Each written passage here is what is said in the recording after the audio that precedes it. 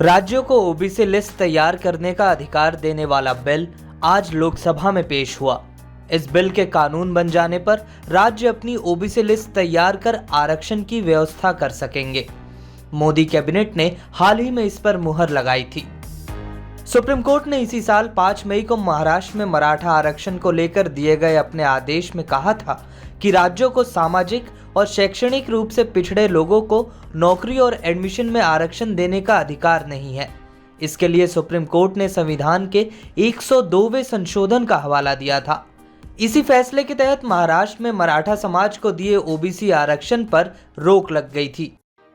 लोकसभा में आज कांग्रेस के नेता अधीर रंजन चौधरी ने मोदी सरकार पर बहुमत के बाहुबल से सदन में मनमानी करने का आरोप लगाया।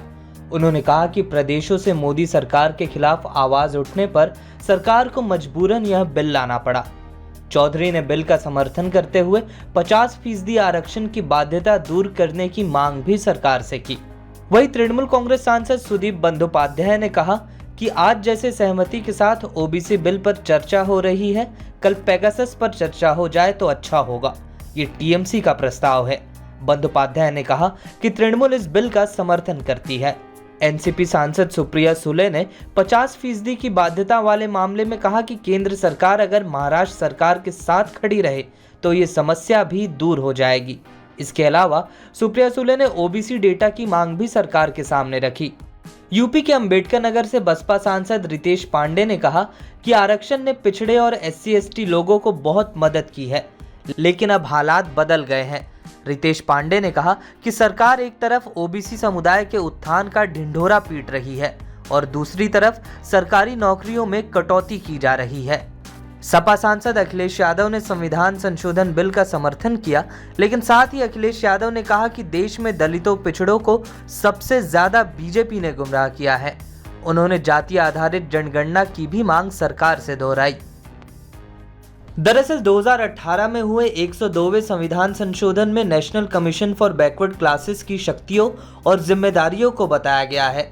इसके साथ ही यह संशोधन संसद को पिछड़ी जातियों की लिस्ट बनाने का भी अधिकार देता है। इस संशोधन के बाद से ही विपक्षी पार्टियां ये आरोप लगाती आई हैं कि केंद्र सरकार संघीय ढांचे में दखल देने की कोशिश कर रही है। इसके बाद 5 मई को दिए सुप्रीम कोर्ट के फैसले का भी मोदी सरकार ने कोर्ट में विरोध किया था। 2018 के संविधान संशोधन में बदलाव की कवायद भी सुप्रीम कोर्ट के इस फैसले के बाद ही शुरू हुई। इस बिल के पास होने के बाद एक बार फिर राज्यों को पिछड़ी जातियों की सूची बनाने का अधिकार मिल जाएगा। 1993 से ही केंद्र और राज्य दोनों ही ओबीसी की अलग अलग लिस्ट बनाते आए हैं। इस बिल के कानून बनते ही राज्य सरकारें हरियाणा में जाट, राजस्थान में गुर्जर, महाराष्ट्र में मराठा और गुजरात में पटेलों को ओबीसी कोटे में शामिल कर सकती हैं। ये जातियां लंबे समय से ओबीसी आरक्षण की मांग कर रही हैं। हालांकि supreme court Indira Sahni case का हवाला देकर इन पर रोक लगाता रहा है।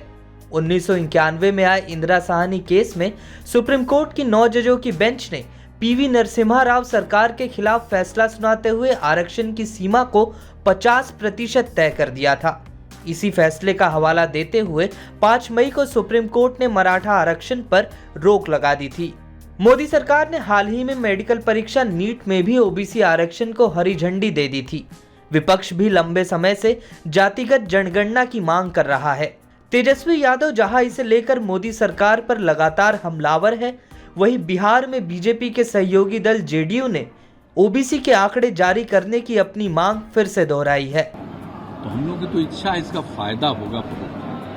देखिए, अगर जो जाति आधारित जनगणना एक बार भी कम से कम करा देंगे तो एक ही चीज की जानकारी होगी पूरे देश के अंतर्गत, कहाँ कौन जाति किस जाति की क्या स्थिति है और उसको लेकर के जो विकास की योजनाएं बनाते हैं उसका लाभ सब लोगों को मिलेगा। इस बीच सरकार की नजर अगले साल 2022 में यूपी में होने वाले चुनावों पर भी टिकी है। इस विधेयक के जरिए मोदी सरकार पिछड़ी जातियों को साधने की कोशिश कर रही है। मॉनसून सत्र की शुरुआत से ही सदन में लगातार हंगामा कर रहे विपक्ष ने भी इस बिल पर मोदी सरकार का सहयोग करने का भरोसा दिलाया है।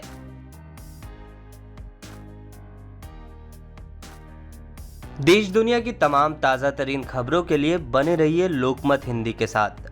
अगर ये वीडियो आप YouTube पर देख रहे हैं तो हमारे चैनल को सब्सक्राइब करना ना भूलें। ये वीडियो अगर आप Facebook पर देख रहे हैं तो लोकमत हिंदी को जरूर फॉलो करें।